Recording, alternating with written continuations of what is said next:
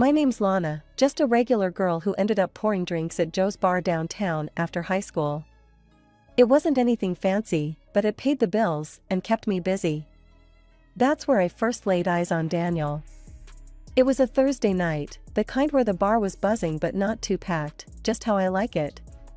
In walked this guy, Daniel, with a few of his buddies. Right off, he stuck out. Not because he was loud or anything, he was the calm kind, the kind that had an easy smile and a look in his eyes that said he knew something you didn't. He sauntered over to the bar and took a seat right in front of where I was working. "Hey," he said, flashing that grin. "What's good here, besides the view?" I shot him a look. "Beer's cold, if that's what you mean," I replied, not letting on that I caught his cheeky compliment. His laugh was genuine, and it made me smile despite myself. "I'll take one then, and whatever you recommend for yourself. Let's make it two," he added. Pouring the drinks, I couldn't help but notice the way he watched me, not in a creepy way, but like he was actually interested in what I was doing. "So, you come here often?" I joked as I handed him the beers. "First time, actually. My friend said this place has the best service in town." "Guess they were right," Daniel said, his eyes not leaving mine. We chatted more than I usually did with customers. He told me about his college days, all fancy and full of big words I didn't bother to remember. And I told him about growing up here in town, how I always thought I'd do something more but never figured out what that more was. "You're interesting, Lana," he said out of the blue. "Not like the usual crowd in here." I raised an eyebrow. "Thanks, I guess. You're not too bad yourself, for a rich boy." He laughed again, that sound that filled up the space around us. "Rich boy, huh? Trust me, having money's not all it's cracked up to be." We got interrupted then by his friends, who were ready to move on to some club or another. He stood up, tossed a 50 on the bar, way too much for 2 beers, and winked. "Maybe I'll find that right company if I come back here." And just like that, he was gone, melting into the crowd with his friends. But something about him lingered, like the echo of his laugh in my ears, making me wonder if I'd see him again. Daniel started showing up at the bar every single night after that first encounter. At first, I figured he was just like any other guy, killing time with a beer and small talk. But then, the talks got longer and a whole lot more personal. He'd settle into his usual spot, and as I wiped down the counter or restocked the shelves, he'd tell me bits and pieces about his life, his family. "My dad's pretty big into politics," he'd say with a casual shrug, like he was talking about the weather, not dropping that his father was one of the state's top politicians. "And Mom, well, she's a housewife, keeps everything running smooth at home." The more we talked, the more I saw past the polished surface. Sure, he had money and a name that opened doors, but there was something else, something real that I couldn't quite put my finger on. And despite my better judgment, I found myself looking forward to those evenings when he'd show up. One night, it all changed. He came in looking serious, his usual smile nowhere in sight. "Lana, I've been thinking," he started, hesitating a bit. "How about we go out tomorrow? Somewhere nice, not just here." It was sudden, but not unwelcome. "Like a date?" I asked, trying to sound cool but feeling my heart thump a little harder. "Yeah, a date," he confirmed, his smile back as if he'd won some sort of victory seeing my reaction. That date led to another and another. Before I knew it, we were seeing each other every day. Daniel talked about his life, and I shared mine. He'd laugh off the differences, saying, "Wealth's my only drawback, you know." But it wasn't just his wealth. Daniel loved the high life, parties, late nights, the kind of leisure I could hardly imagine. He brushed off my concerns with a wave. "Things will change, Lana. You'll see." Then came the night he wanted me to meet his parents. I was a bundle of nerves. We drove up to their mansion, the kind of place you see in movies, with sprawling gardens and more rooms than you'd know what to do with. His mother, Mrs. Patricia Gilmore, was as chilly as the marble floors, sizing me up like I was something she'd found stuck to her shoe. "A waitress," she said, her voice dripping with disdain.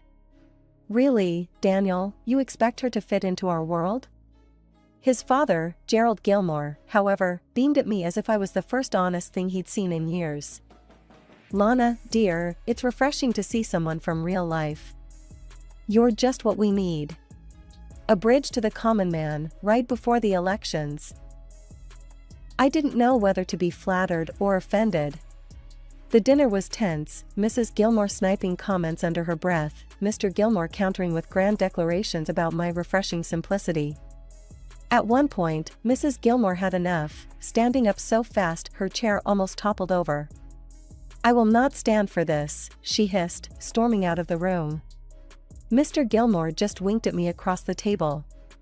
Don't you worry, Lana. Everything will be just fine. That wink was supposed to reassure me, but it felt like I was being swept into a game I didn't know how to play.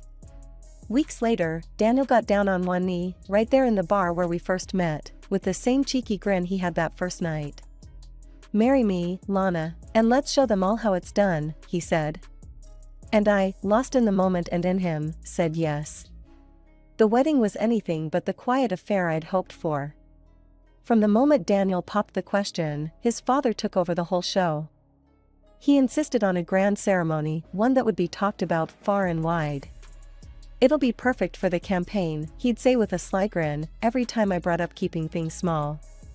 So, there I was, standing in a dress fancier than anything I'd ever owned, with cameras flashing in my face as I tried to keep my smile from faltering. The reporters swarmed around us, and Mr. Gilmore relished every moment, playing the gracious father-in-law to perfection. See, folks, this is what real love looks like. Unity across different worlds, he announced to the cameras, slinging his arm around me a little too tightly.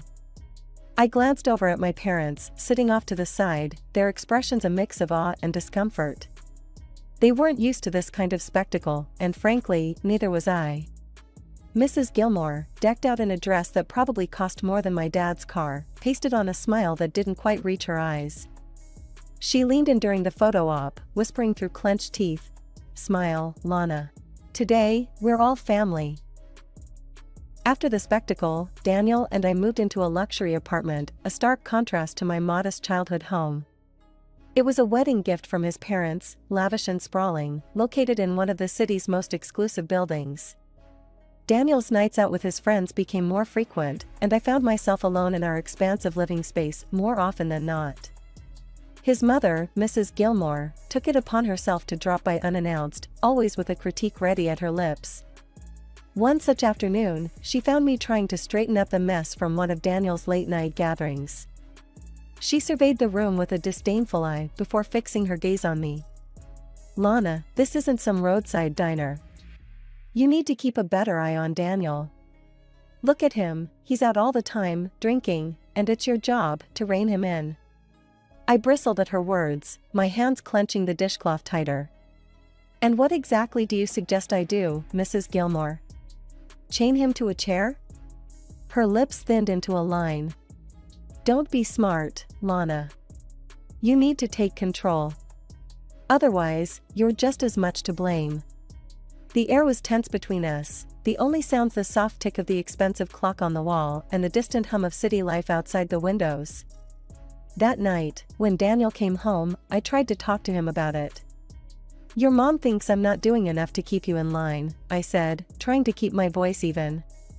Daniel's reaction was immediate and heated. "You gonna listen to her? Let's not let her get between us, okay? I love you, Lana. We'll figure this out together." But as the weeks rolled on, nothing changed. Daniel's assurances felt more and more hollow, and I found myself questioning whether love was enough to bridge the chasm that seemed to be widening between us. Living the high life wasn't all it was cracked up to be, not by a long shot. I found myself constantly tidying our massive apartment, cooking meals that often went cold before Daniel got home, and hustling laundry to and from the cleaners, all while holding down my shifts at Joe's bar. Meanwhile, Daniel, with no job on his horizon, seemed content to blow through his hefty allowance on nights out with his friends. Daniel's mother, the queen of high society gossip, made sure everyone knew her twisted version of our life. According to her, I was the villain, a dumb, greedy woman who led her poor son astray with my low-class ways. It was a normal day at the bar when she decided to bring her highfalutin friends for a casual lunch. The moment they strutted in, I knew I was in for it. They perched at the bar, their noses turned up like they smelled something foul. Mrs. Gilmore waved me over with a flick of her wrist, her voice loud enough to turn a few heads. "Lana, darling, could you hurry up? We don't have all day, and we expect proper service even in this establishment." Her friend snickered, their eyes scanning the bar with barely disguised contempt. I forced a smile, taking their orders while my hands itched to dump a tray of drinks right into their laps. "Make sure the glasses are clean, dear. We wouldn't want to catch anything," one of her cronies quipped, her laughter sharp as shattered glass. "Yes, ma'am," I replied, my tone syrupy sweet. I delivered their drinks and food with a smile plastered on, though inside I felt anything but cheerful. As I passed by with another order, Mrs. Gilmore grabbed my arm, her grip tight. "You know, Lana, it's a shame you don't use your husband's money to better yourself. Maybe some classes in etiquette? Or a seminar on how to be a supportive wife?" I pulled away gently, keeping my voice steady. "I appreciate the advice, Mrs. Gilmore. I'll give it all the consideration it deserves." The bar couldn't close fast enough that day. Each comment, each condescending look from that table, added weight to the growing dread that this was my life now, scrutinized and scorned, no matter how hard I tried. Back at our apartment, the silence was a stark contrast to the chaos at the bar. Daniel was out again, the note on the fridge a weak apology for missing dinner. I was left alone with my thoughts, which were as cluttered as the untouched plates on our dining table. Meanwhile, I started paying the bills from my own tips, because Daniel's idea of budgeting was seeing how quickly he could spend his money each month. Groceries, utilities, even the damn cable bill, I covered them all. His promises to get his act together and find a job were as empty as our conversations. The election season was in full swing, and Mr. Gilmore was more eager than ever to parade me around at every possible public event. He'd introduce me with great fanfare, always emphasizing how his son had married a simple girl from the people. At rallies, dinners, and interviews, I wore my smile like a mask, nodding and playing the part of the approachable daughter-in-law. But behind the smiles and the polite applause, I was weary. The constant scrutiny, the endless small talk with people who cared more about my story as a campaign tool than as a person, it was exhausting. More than once, I found myself eyeing the exits at these events, longing for nothing more than to run out and never look back. One evening, after yet another fundraiser that had stretched on for hours, Mr. Gilmore pulled me aside, his hand gripping my shoulder a little too firmly. "Lana, I need you to keep this up. You know, your cooperation is crucial. Remember, your lifestyle, this apartment, it's all thanks to our support." I nodded, the thread in his tone clear as glass. "Of course, Mr. Gilmore. I understand." It wasn't just the campaign that was putting pressure on me. Things at home were no better. Daniel's behavior had escalated from neglect to outright destructiveness. He'd come home late, if he came home at all, often drunk and sometimes barely able to stand. Then came the night that changed everything. Daniel stumbled through the door well past midnight, his face ashen, eyes wild with panic. He collapsed onto the sofa, his hands shaking. "Lana, I've screwed up," he blurted out, his voice a hoarse whisper. "I owe money, a lot of money. To some really bad people. I lost it at the casino, and they're not the type to wait for their cash." My stomach twisted at his words. "How much?" "70,000, he murmured, looking away. I felt cold all over. $70,000? He nodded, miserable. "I need your help, Lana. Please, I can't ask my parents. They'd disown me." The desperation in his eyes was something I couldn't ignore. He grabbed my hands, his grip tight. "I swear, Lana, if you help me with this, I'll change.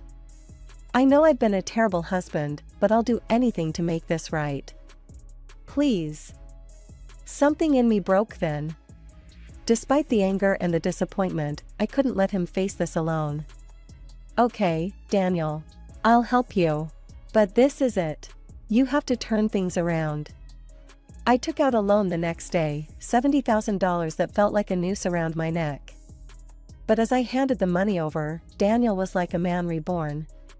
He helped around the house, cut back on the drinking, and for a brief, fleeting moment, I let myself believe that we could actually make this work. We spent evenings together, talking about plans for the future, even daring to dream about starting a family. Daniel was attentive, helping with chores, sharing meals at the same table, things we hadn't done in years. "Maybe we should think about having a kid," he suggested one night as we cleaned up after dinner. I looked at him, surprised but not unhappy at the thought. "Really? You think we're ready?" He smiled, pulling me close. "Yeah, I do. I mean, we're getting back on track, right? A fresh start." I wanted to believe him, to believe in us. And in those moments, it was easy to imagine that everything could actually be okay, that the debts and lies were behind us. But that illusion shattered the night I came home from a double shift at the bar. Tossing my keys on the counter, I headed for the bedroom, my body aching for just a few hours of sleep before doing it all over again. But the scene I walked into snapped me wide awake. Daniel was passed out on our bed, snoring loudly, with two girls I'd never seen before curled up beside him, both just as unconscious. Bottles and glasses littered the nightstand, the stench of alcohol heavy in the air. My heart hammered against my ribcage as a cold rage settled in my gut. Without thinking, I pulled out my phone and started recording. The camera's light cut through the darkness, capturing the damning scene. I nudged Daniel awake, my voice sharp. "Daniel, who are these girls?" He blinked up at me, confused and still drunk, then waved a dismissive hand as if brushing away the question. "They're just my girlfriends, you know? It's not a big deal. We do this sometimes when you're at work." That was it. The final betrayal. I stopped the recording, my hands trembling with a cocktail of emotions, rage, sorrow, disbelief. I stepped out of the room, dialed Mr. Gilmore, and waited for him to pick up. "Lana? What's wrong?" His voice was cautious, alert. "Mr. Gilmore, I'm done. I just caught Daniel in our bed with two other women. I've recorded everything, and I want a divorce," I said, each word measured, heavy with finality. He was at the apartment within the hour, his face a mask of controlled fury as he glanced at the still unconscious figures in my bed. Daniel had woken up by then, looking sheepish and scared as his father berated him in hushed, vicious tones. "You idiot! Look what you've done!" Turning to me, Mr. Gilmore's tone softened. "Lana, I'll handle this. Let's keep it quiet, for everyone's sake. What do you need?" $500,000, the apartment sold and the money transferred to me, and the loan I took out for him cleared, I stated, each demand non-negotiable. Mr. Gilmore nodded slowly, calculating. "Done. But you must agree to keep this quiet. Move away, start fresh somewhere else. Can you do that?" "Yes," I said simply. There was nothing left for me here, no reason to stay. "And Lana, don't tell his mother. She'd make a scene, and we can't afford that now, not with the elections." The divorce papers came through quietly. I signed them in the dim light of dawn, alone. Mr. Gilmore kept his word. The money was in my account within days, the loan was paid off, and I was free from Daniel and his destructive whims. Settling into my new life in another city felt like breathing fresh air after being submerged underwater for too long. The day I moved into my new apartment in a peaceful neighborhood, I knew I had made the right decision. It was smaller than the luxurious prison I'd left behind, but it was all mine. The first thing I did after unpacking was block every number associated with my old life. Every ring was a potential drag back into that mess, and I wasn't about to let that happen. Then, I went out and bought myself a car. Nothing too fancy, but sleek and new, something just for me. A few days later, I landed a job as an administrator at a local restaurant. It was a step up from waitressing, with regular hours and no late nights. The owner, a wiry woman named Carla, with a sharp tongue and a no-nonsense attitude, took me under her wing. "You new to town?" Carla asked on my first day, eyeing me with a mixture of curiosity and caution. "Yeah, just moved in," I replied, keeping my past tucked away like the folded boxes in my closet. Carla nodded, as if approving my concise answer. "Well, here's your desk, and here are your responsibilities. You keep things running smooth, and we'll get along just fine." "I appreciate it, Carla. I won't let you down," I promised, eager to prove my worth in this new role. The job was busy, filled with the usual chaos of restaurant life, but I thrived on the structure it brought to my days. I was making my own money, controlling my own fate. It felt good, honest and real. Encouraged by Carla's blunt but fair management style, I decided to enroll in the local college. I wanted more than just to escape my past, I wanted to build something lasting.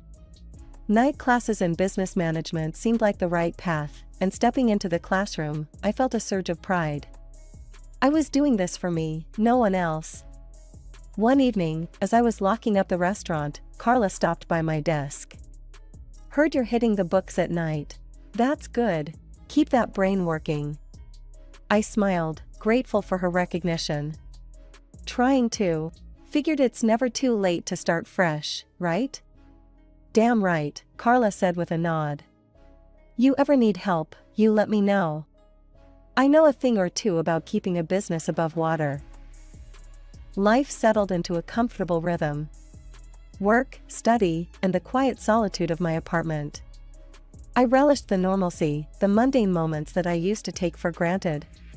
It was during one of these quiet nights, sitting on my balcony with a cup of tea, that I realized just how much I had changed. The city lights sparkled in the distance, each one a reminder of where I'd been and where I was heading.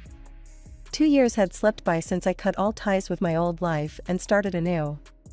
I was sitting in my living room, cozy and warm, a book forgotten on my lap, when my phone rang. The number was unfamiliar, and hesitating for a split second, I answered. "Lana, this is Patricia Gilmore." The voice came through, high-pitched and frantic. "Daniel is in trouble because of your negligence." I was taken aback. "Mrs. Gilmore, slow down. What are you talking about? What trouble?" She was nearly breathless with agitation.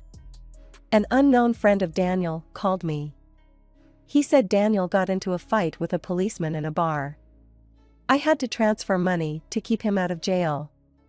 I took it from our savings, and Gerald doesn't know yet."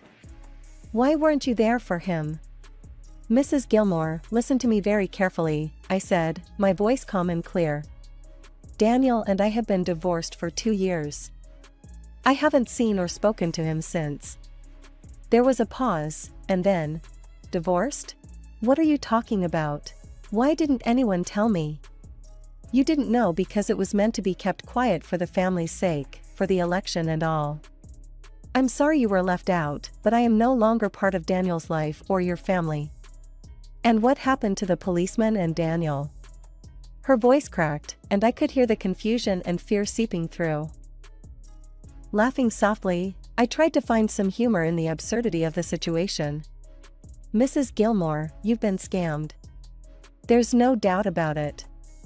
These scammers probably made up the whole story about the policeman just to trick you out of your money." There was a pause on the line as the realization sank in. Her voice quivered, fear replacing the anger from moments before. "Scammed? Oh no, what have I done?" Her tone was frantic, the weight of her mistake crashing down. "Can't you just lend me some money to put back before Gerald finds out?" "Please, Lana." "Mrs. Gilmore, I can't. It's not my place anymore. I've moved on. You need to handle this with your family," I replied, firm yet not unkind. Her crying intensified, then turned to anger. "You could help, but you choose not to. You're just as selfish as everyone said." I sighed, a deep, weary release. "I'm sorry you feel that way. I truly hope you sort this out, but I must go now." I hung up before she could reply, her sobs echoing in my ear even after the line went dead. Looking around my peaceful apartment, the stark contrast between my current life and the chaos of the past made me shudder. I picked up my phone again, this time navigating through the settings to block yet another number. As I set the phone down, a sense of finality washed over me. I was truly free now, no longer entangled in the web of deception and greed that had once defined my life.